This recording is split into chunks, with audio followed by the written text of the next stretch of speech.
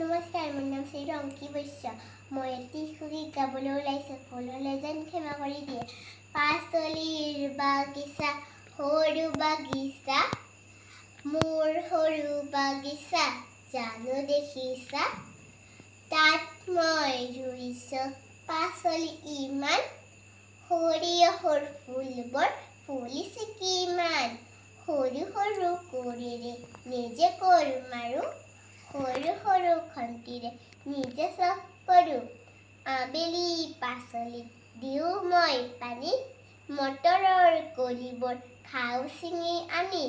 কবি, মূলা, উৰহি, শাক ৰফালাই, পুৱাতেই ছিঙো মই খৰাহী ভৰাই।